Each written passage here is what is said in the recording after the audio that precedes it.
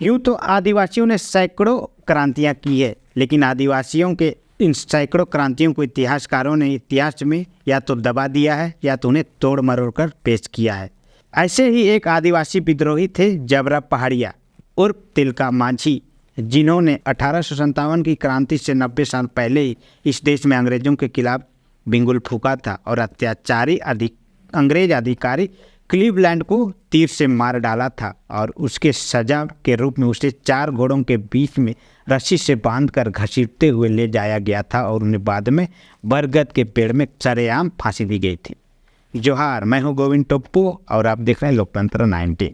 भारत में अंग्रेजी हुकूमत के खिलाफ कई भारतीयों ने समय समय पर आवाज़ उठाई थी और कई युद्ध भी हुए और कई लोगों की जानें भी गई।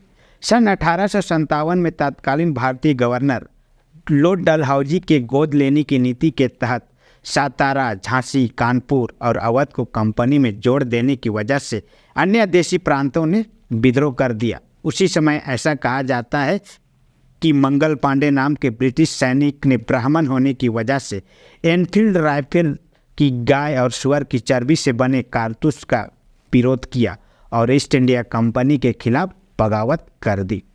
इस तरह 1857 में कंपनी शासन के खिलाफ लड़ाई की शुरुआत हुई, जिसे भारत का प्रथम स्वतंत्रता संग्राम कहा गया और इतिहासकारों ने मंगल पांडे को देश का प्रथम शहीद घोषित किया। आज भी किताबों, स्कूल, फिल्मों और नाटक आदि में बताया जाता है कि मंगल पांडे इस देश के प्रथम शहीद हैं, लेकिन सत्यता यह है कि कलकत्ता के पास बैरंग छावनी में कानपुर के मातादीन भंगी बारूद की कंपनी के हवलदार थे और उन्होंने ही सबसे पहले मंगल पांडे सहित सभी हिंदू मुस्लिम सिपाहियों को यह बताया था कि बंदूक के कारतूस के खोल में गाय और सुअर की चर्बी लगाई जाती है।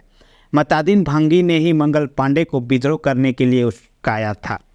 1 मार्च 1857 को मंगल पांडे ने मैदान में खुला विद्रोह का ऐलान कर दिया। अंग्रेजों ने मंगल पांडे पर गोलियों की बौछार कर दी। तब भारतीय सिपाहियों ने भी पलटवार कर अंग्रेजी अधिकारियों को मार गिराया था। मंगल पांडे पकड़ा गया और उसे अंत में 8 अप्रैल 1857 को फांसी दी गई। मंगल पांडे को उकसाने तथा सेना में विद्रोह कराने के मुख्य आरोपी मातादीन भंगी को बंदी बना दिया गया और उन्हें और उनके साथियों को 9 मई 1857 को सरेआम फांसी दी गई। तब 10 मई 1857 को बैरकपुर छावनी में हिंदू मुस्लिम सैनिकों ने अंग्रेजों के विरुद्ध व्यापक विद्रोह कर दिया। उसकी आग समस्त उत्तर प्रदेश में फैल गई और उसका सीधा प्रभाव मेरठ व कानपुर में पड़ा, जहां अंग्रेजों की छावनी थी।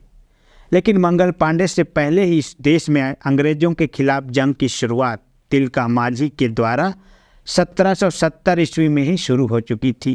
11 फरवरी 1750 को बिहार में सुल्तानपुर के तिलकपुर गांव में एक संथाल परिवार में जन्मे तिलका माझी को भारतीय इतिहासकारों की जातिवादी मानसिकता के कारण इतिहास में जगह नहीं दी गई।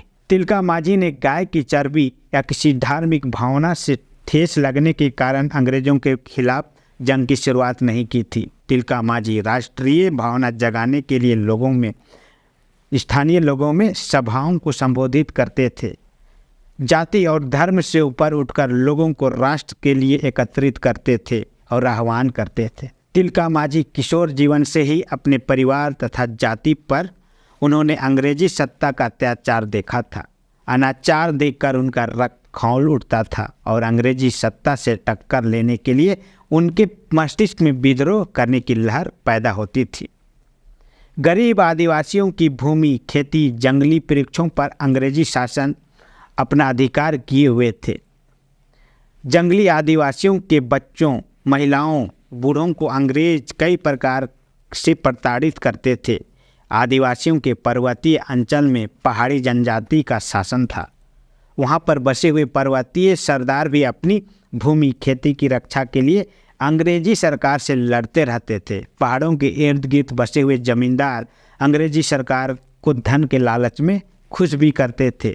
आदिवासियों और पर्वतीय सरदारों की लड़ाई रह रहकर अंग्रेजी सत्ता से होती रहती थी और पर्वतीय जमींदार वर्ग अंग्रेजी सत्ता का खुलकर साथ देता था। तिलका माझी ने राजमहल की पहाड़ियों में अंग्रेजों के खिलाफ कई लड़ाइयाँ लड़ी। सन 1770 में पड़े अकाल के दौरान तिलका मांझी के नेतृत्व में संथालों ने सरकारी खजाने को लूटकर गरीबों में बांट दिया, जिससे गरीब तबके के लोग तिलका मांझी से काफ़ी प्रभावित हुए और उनके साथ जुड़ गए। इसके बाद तिलका मांझी ने अंग्रेज़ों और सामंतों पर हमले तेज कर दिए। हर जगह तिलका मांझी की जीत हुई। अंततः वह दिन भी आ गया जब तिलका मांझी ने बनचौरी जोर नामक स्थान से अंग्रेज़ों के विरुद्ध खुला विद्रोह करने की शुरुआत कर दी। वीर तिलका मांझी के नेतृत्व में आदिवासी वीरों के विद्रोह कदम भागलपुर सुल्तानगंज और दूर दूर क्षेत्रों तक बढ़ गए थे। राजमहल की भूमि पर पर्वतीय सरदार अंग्रेजी सैनिकों से टक्कर ले रहे थे। स्थिति का जायजा लेकर अंग्रेज़ों ने क्लीवलैंड को मजिस्ट्रेट नियुक्त कर राजमहल भेजा। क्लीवलैंड और अपनी सेना और पुलिस के साथ चारों ओर देखरेख में जुट गया। जंगल तराई तथा गंगा ब्राह्मी आदि नदियों की घाटियों में तिलका मांझी अपनी सेना लेकर अंग्रेजी सरकार के सैनिक अफसरों के साथ लगातार संघर्ष करते करते मुंगेर, भागलपुर, संथाल परगना के पर्वतीय इलाकों में छिप कर लड़ाई लड़ते रहे। क्लीवलैंड एवं सर आयरकुट की सेना के साथ वीर तिलका कई स्थानों पर जमकर लड़ाई लड़े। वे अंग्रेजी सैनिकों से मुकाबला करते करते भागलपुर की ओर बढ़ गए। वहीं से उनके सैनिक छिप कर अंग्रेजी सेना पर हमला या प्रहार करते रहे। समय पाकर तिलका मांझी 13 जनवरी 1784 को एक ताड़ के पेड़ पर चढ़ गए। ठीक उसी समय घोड़े पर सवार क्लीवलैंड उस ओर आया और तिलका मांझी ने अपने 20 बूझे तीर से मार गिराया। क्लीवलैंड की मृत्यु का समाचार पाकर ब्रिटिश सेना में भगदड़ मच गया। सत्ताधारियों, सैनिकों और अफसरों में भय का माहौल छा गया। तिलका मांझी और उनके साथियों के लिए यह एक बहुत बड़ी कामयाबी सिद्ध हुई। जब तिलका मांझी और उनके साथी इस जीत का जश्न मना रहे थे, तब रात के अंधेरे में अंग्रेजी सेनापति आयरकुट ने हमला बोला, लेकिन किसी तरह तिलका मांझी उस हमले से बच निकले और उन्होंने राजमहल की पहाड़ियों में शरण लेकर अंग्रेज़ों के खिलाफ छापेमारी जारी रखी। तिलका मांझी को पकड़ने में अंग्रेज असफल रहे। उन्होंने पहाड़ की घेराबंदी करके तिलका मांझी तक पहुंचने वाली तमाम सहायता रोक दी। मजबूरन तिलका मांझी को अन्न और पानी के अभाव के कारण पहाड़ों से निकलकर लड़ना पड़ा और एक दिन वो पकड़े गए। कहा जाता है तिलका मांझी को 4 घोड़ों से घसीटकर भागलपुर ले जाया गया और बरगद के पेड़ से लटकाकर उन्हें राजमहल के सुपरिंटेंडेंट क्लीवलैंड की मृत्यु की तिथि 13 जनवरी को ही 1785 में फांसी दी गई। तो दोस्तों, ये रही जबरब पहाड़िया और तिलका मांझी की एक छोटी सी कहानी, जिसे आज बताना ज़रूरी था क्योंकि आज है 11 फरवरी, यानी आज तिलका मांझी का जन्म दिवस है। इस दिवस के अवसर पर तिलका मांझी के इस जीवनी को हमने आपके सामने लाने का प्रयास किया, क्योंकि इतिहास में अगर आप तिलका मांझी के इतिहास को आप ढूंढिएगा तो आपको बहुत कम देखने को मिलेगा।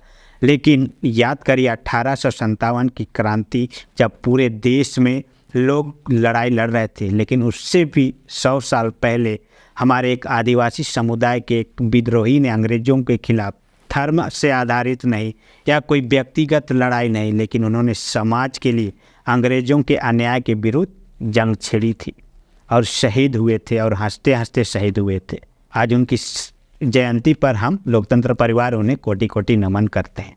बाकी आज के लिए इतना ही, फिर मिलते हैं कोई ऐसे ही आदिवासी, कोई ऐसी झारखंडी विषय के साथ। तब तक के लिए बहुत बहुत धन्यवाद। जोहार, आभार।